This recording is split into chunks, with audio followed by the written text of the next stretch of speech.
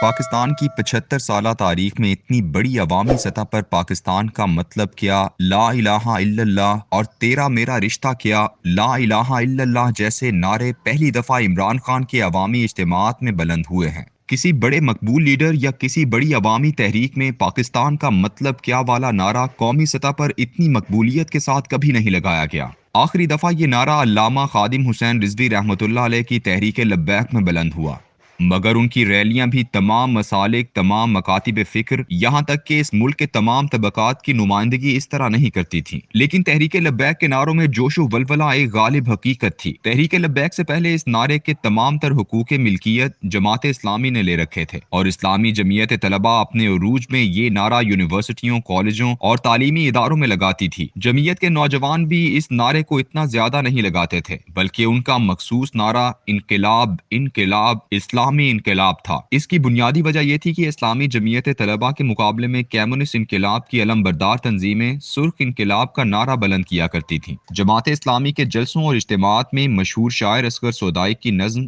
اس دعوے کے ساتھ پڑھی جاتی تھی کہ یہ تحریک پاکستان کے دوران لکھی گئی تھی۔ اصغر سودائی چونکہ سیالکوٹ میں جماعت اسلامی کے ہمدردوں میں شامل تھے، اس لیے جماعت اسلامی نے اسے ہمیشہ اپنی تحریک پاکستان سے وابستگی کے لیے ایک دلیل کے طور پر پیش کیا۔ پاکستان کے سیکولر اور لبرل طبقے نے 75 سال سے ایک بحث چھیڑے رکھی کہ ایسا کوئی نعرہ تحریک پاکستان کے دوران نہیں لگایا گیا تھا۔ یہ الگ بات ہے کہ علامہ محمد اسد کے وہ مضامین جو 1946 میں ان کے رسالے عرفات میں چھپے، جن میں پاکستان کے نظریے کے بارے میں گفتگو کی گئی تھی، ان کا عنوان ہی یہ تھا، واٹ پاکستان مینز، یعنی پاکستان کا مطلب کیا، اور مضمون کے آخر میں وہ لا الہ الا اللہ لکھتے تھے۔ قائد اعظم کی تقریروں میں ایک اسلامی مملکت کے خواب اور شریعہ قوانین کے نفاذ کی بازگشت کے باوجود سیکولر طبقہ یہی کہتا رہا کہ دکھاؤ کہ تحریک پاکستان میں عوامی سطح پر کبھی پاکستان کا مطلب کیا والا نعرہ بلند ہوا۔ قیام پاکستان کے بعد جتنی بھی عوامی تحریکیں چلیں اور جتنی بھی سیاسی پارٹیاں عوام میں مقبول ہو کر مسند اقتدار تک پہنچیں، کہیں بھی اور کبھی بھی اس نعرے کی گونج اس قدر زور و شور سے نظر نہیں آئی۔ سب سے پہلی تحریک 1953 کی تھی،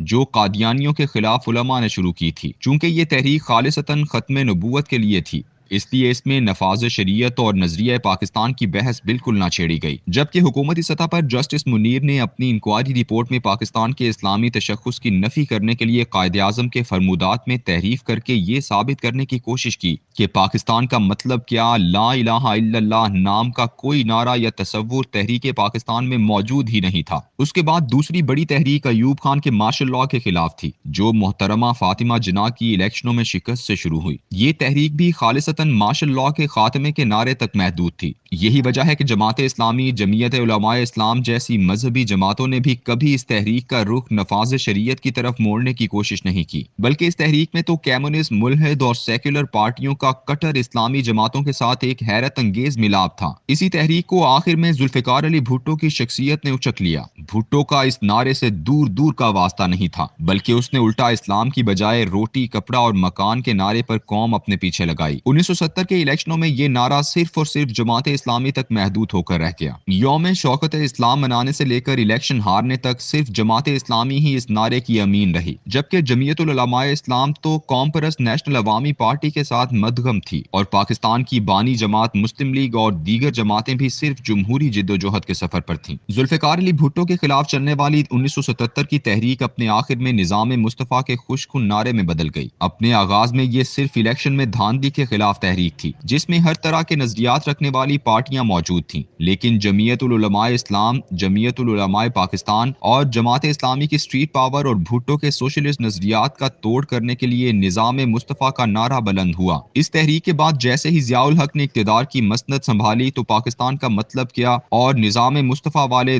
دونوں نعرے اقتدار کی راہداریوں میں گم ہو گئے۔ اس کے بعد کے 45 سال ایسے ہیں کہ ان میں جو بھی تحریک چلی وہ صرف آمریت کے خلاف اور جمہوریت کی بحالی کے لیے تھی۔ نفاذ شریعت کا نعرہ اب صرف لال مسجد کے مولانا عبدالعزیز اور تحریک لبیک کے خادم حسین رضوی تک محدود ہو کر رہ گیا۔ 11 ستمبر 2001 کے بعد عالمی سطح پر دہشت گردی کے خلاف جنگ کے نام پر ایسے تمام نعروں پر شدت پسندی کا لیبل لگا دیا گیا، بلکہ عام زندگی اور تعلیمی نصاب سے بھی جہاد اور قتال کے لفظ کو جیسے کھرچ دیا گیا تھا۔ اسلامی اصطلاحات کو عام زندگی سے نکالنے کے لیے 20 سال سخت محنت کی گئی۔ میراتھن دوڑوں سے لے کر انگریزی نصاب تعلیم، مکمل مخلوط تعلیمی ادارے، اخلاق باختہ ڈرامے، وومن مارچ کے نام پر بے حیائی اور ہم جنس پرستی کا فروغ، اس ساری تگ و دو اور محنت سے ایک ایسی نوجوان نسل تیار کی گئی جو اپنے ماضی سے برگشتہ، مذہب سے دور اور مستقبل سے نا امید تھی۔ مذہبی طبقہ اور مذہبی جماعتیں ان کے نزدیک اجنبی بلکہ شجر ممنوعہ تھیں۔ وہ انہیں دقیانوسی، اولڈ فیشن اور خوفناک تصور کرتے تھے۔ خود مذہبی طبقے کا عالم یہ تھا کہ انہوں نے اس نسل کی اصلاح کے لیے اپنے اندر کوئی لچک پیدا نہ کی، بلکہ الٹا مزید سخت ہو گئے۔ اس ادھیڑ بن میں ایک مثبت بات یہ ہوئی کہ یہ نسل مذہبی قیادت سے تو دور ہوئی، مگر اس کے ساتھ ساتھ ملک کی پرانی سیاسی پارٹیوں کی کرپشن اور نااہلی کی وجہ سے مایوس ہو گئی۔ ان کے نزدیک جماعت اسلامی، جمعیت العلماء اور دیگر تو شدت پسند تھے، جبکہ نون لیگ، پیپلز پارٹی بددیانت اور کرپٹ۔ ایسے میں اس بے منزل گم کردہ راہ نسل کو وقت کا بہاؤ عمران خان کی طرف کشاں کشاں لے گیا اور وہ اسے نجات دہندہ سمجھنے لگی۔ وہ اکثر اوقات عمران کی کارکردگی سے مایوس بھی ہوئے، مگر اس سے ان کی محبت میں کمی نہ آئی۔ ان کا غصہ اس وقت بڑھ گیا جب انہوں نے مذہبی سیاسی جماعتوں اور عمومی سیاسی پارٹیوں کو عمران خان کے خلاف متحد پایا۔ یہ ان کے لیے ناقابل یقین تھا۔ یہ 10 اپریل کا دن تھا جس نے فیصلہ دے دیا۔ ایسے میں میرا اللہ اس عوامی سیلاب کو بھٹکنے سے بچانا چاہتا تھا۔ وہ اس سیلاب کا رخ کسی جانب موڑنا چاہتا تھا۔ پھر یوں ہوا کہ ان کے محبوب لیڈر نے ان کی زبان پر وہ نعرہ جاری کر دیا جس سے 75 سال اسلام دشمن کمیونسٹ اور سیکولر نفرت کرتے تھے۔ پاکستان کا مطلب کیا، لا الہ الا اللہ، تیرا میرا رشتہ کیا، ایاک نعبد و ایاک نستعین۔ یہ ایسے استعارے ہیں جو کسی ہجوم کا راستہ متعین کیا کرتے ہیں۔ تحریک پاکستان سے لے کر لاتعداد مذہبی جماعتیں اور رہنما تھے، لیکن علامہ اقبال رحمۃ اللہ علیہ کی بصیرت نے قائد اعظم رحمۃ اللہ علیہ کا انتخاب کیا تھا۔ وہ خطبہ الہ آباد میں ایک ایسے ہی لیڈر کی بات کرتے ہوئے کہتے ہیں، لیڈر سے میری مراد ایک ایسا شخص ہے جسے اللہ نے روحانی اور مادی طور پر اسلام کی روح اور منزل سے آشنا کیا ہو اور جسے جدید دنیا کے بدلتے ہوئے نظریات کا بھی مکمل ادراک ہو۔ ایسے لیڈر بنائے نہیں جاتے، بلکہ اللہ ایسے رہنماؤں کی عوام کے دلوں میں محبت پیدا کرتا ہے۔ 75 سال پہلے اقبال کی بصیرت نے برِ صغیر کے مسلمانوں کو بظاہر ایک مغرب زدہ شخص کی قیادت میں پاکستان کا مطلب کیا، لا الہ الا اللہ پر اکٹھا کیا تھا، اور آج 75 سال بعد بھی بظاہر ایک مغرب زدہ شخص ہی لا الہ الا اللہ کا نعرہ بلند کر رہا ہے۔ باقی سب تو جمہوریت، آئین اور اقتدار کی بحث میں الجھے ہوئے ہیں۔